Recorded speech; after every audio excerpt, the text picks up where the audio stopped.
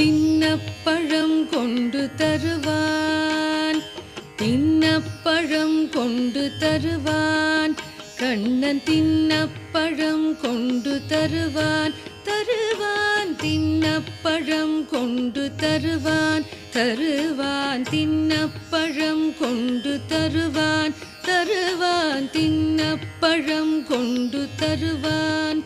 பாதி தின்கின்ற போதிலே தட்டிப் பறிப்பான், தின்னப்பழம் கொண்டு தருவான்.